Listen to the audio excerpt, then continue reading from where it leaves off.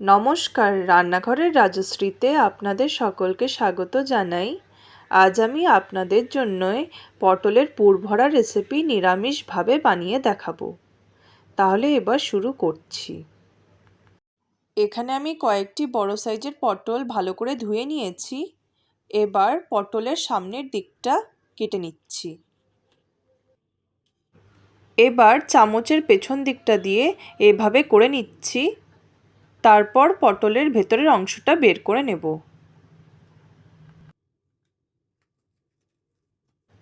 ঠিক এভাবে সবগুলো করে নিলাম। এখানে আমি 2 চামচের মতো সর্ষে নিয়েছি। এবার এটাকে ভালো করে পিষে নেব। কয়েকটি কাঁচা লঙ্কা দিলাম আর অল্প নুন, অল্প জল দিয়ে ভালো করে পিষে নেব।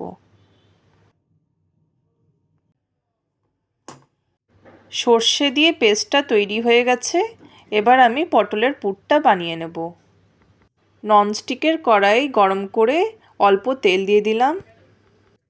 পটলের ভেতরের অংশটা যেটা বের করে রেখেছিলাম সেটা দিয়ে দিলাম।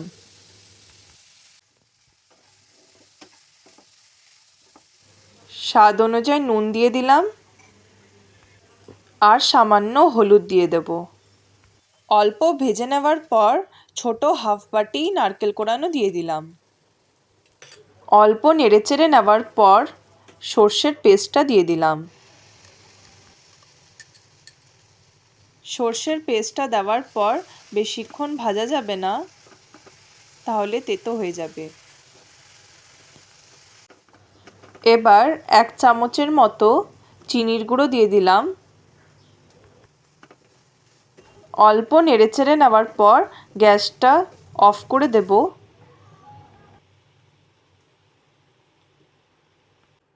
এবার এর মধ্যে কাঁচা সর্ষের তেল অল্প দিয়ে ভালো করে মিশিয়ে নেব।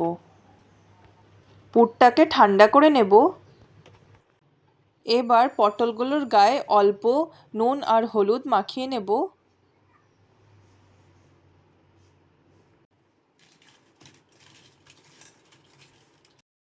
পুরটা ঠান্ডা হয়ে গেছে। এবার পটলের মধ্যে পুরটাকে ভরে নেব।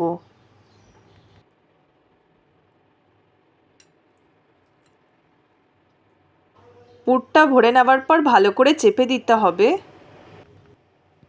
সবগুলো ঠিক এভাবে করে নিলাম। এখানে 2 চামচের মতো বেসন নিয়েছি। অল্প নুন আর চিনির গুঁড়ো দিয়ে দিলাম। ভালো করে মিশিয়ে নেওয়ার পর অল্প জল দিয়ে গুলিয়ে নেব।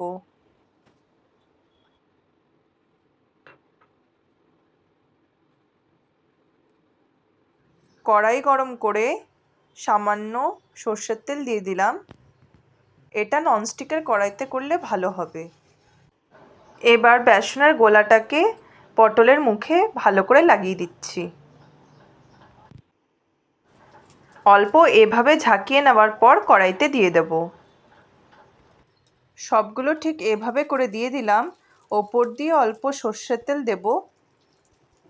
ওপর দিয়ে একটা ঢাকনা দিয়ে দেব যাতে পটলগুলো ভালো করে ভাজা হয়ে যায়। এই সময় গ্যাসের ফ্লেমটা কম রাখতে হবে। আবার উঠিয়ে নিলাম ঢাকনাটা, দেখে নিচ্ছি কতটা ভাজা হয়েছে। এভাবে আস্তে আস্তে করে পটলগুলোকে ভেজে নিতে হবে। ভাজা হয়ে গেছে, এবার তুলে নিলাম। পটলের পুরভরা রেসিপি নিরামিষভাবে তৈরি হয়ে গেছে। আমার এই রেসিপিটি যদি আপনাদের ভালো লেগে থাকে তাহলে প্লিজ লাইক আর সাবস্ক্রাইব করে দিন।